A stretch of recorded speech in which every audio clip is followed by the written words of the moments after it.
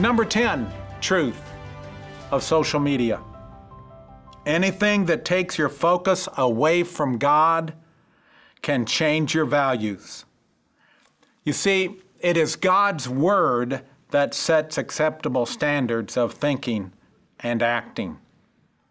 And we can't allow anything to take our focus away from God, because if we do, it will change our values. Number 11, truth of social media. And these are some statistics that, in preparing for this workshop, shocked me. The average teenager spends 43.5 hours per week on social media. Did you hear that? 43.5 hours a week on social media. In contrast, 32% of all teens in our country say they read for pleasure less than once a month, if they even bother to do it at all. The average amount of time spent reading per day is 30 minutes of reading, compared to an average of over 6 hours a day on social media. So it's not, can it become addictive?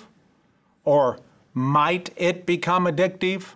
I believe it's safe to say with those statistics, it is addictive. Number 12, truth of social media. Video games give a false sense of accomplishment. They are not representative of real life. Instead of building healthy relationships and finding joy in spending time with family and friends, many young people are living their lives closed in dark rooms, living a fantasy life on screen. Why is that? Well, I believe it's because here, if they are shunned, they can find acceptance.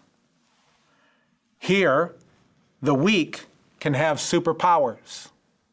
Here, the abused can retaliate to those who have abused them. Here, they can create their own world where they are in control. Many times,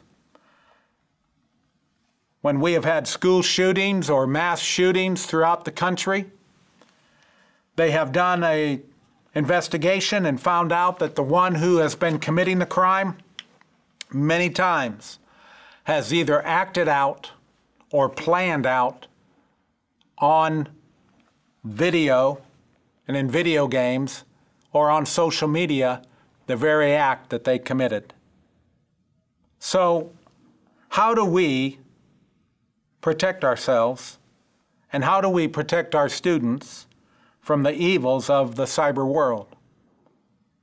Consider these 6 principles of conviction. And I say conviction because I think we need to take the scriptures that I'm going to give and realize that these convictions are not someone's preference. I think it's something that can be backed up with God's Word. But number 1, our goal is a growing, healthy relationship with Jesus Christ. Ephesians 3:19 says, "And to know the love of Christ, which passeth knowledge, that ye might be filled with all the fullness of God."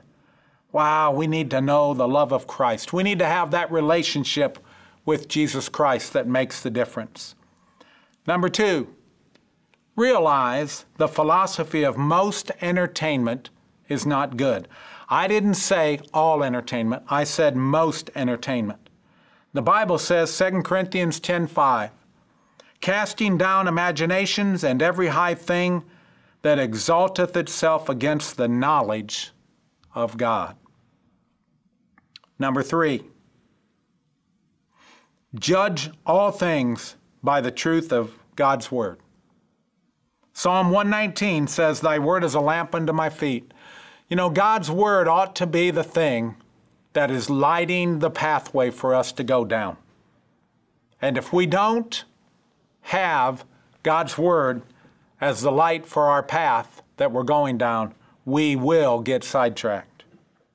Number 4, understand that the world is a battlefield. The Bible says in Ephesians 6:11 to put on the whole armor of God, that ye may be able to stand against the wiles of the devil. Also says in 1 Peter 5:8, be sober, be vigilant, because your adversary the devil, as a roaring lion, walketh about, seeking whom he may devour. It's a battle, and I'll talk about that again here at the end. But we're in a battlefield. Beware of a counterfeit life. The Bible says in John 10:10, the thief cometh not, but for to steal and to kill and to destroy. And it says, I am come that they might have life and that they might have it more abundantly.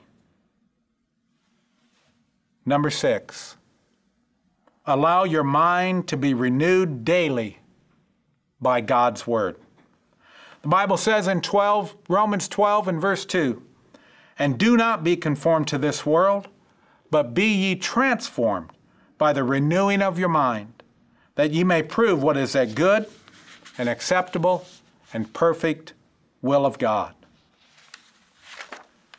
Let's make sure that we set the example for our children by spending more time in God's Word and in His service than we do in the so-called wisdom of the world. The Bible says in 1 Thessalonians chapter 5 and verse 22, a short verse that you're probably very familiar with. You've probably quoted it in sometimes dealing with some of your young people. And just something that you've maybe had your young people memorize themselves. Abstain from all appearance of evil.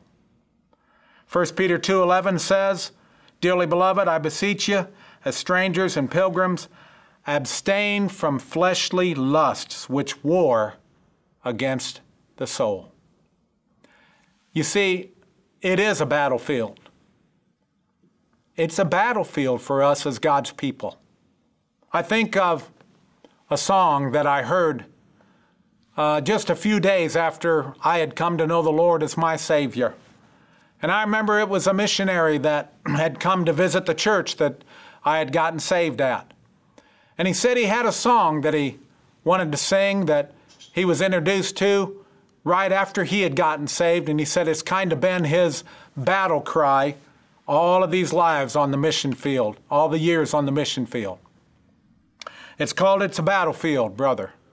And it goes, it's a battlefield, brother, not a recreation room. It's a fight and not a game. Run if you want to, run if you will, but I came here to stay.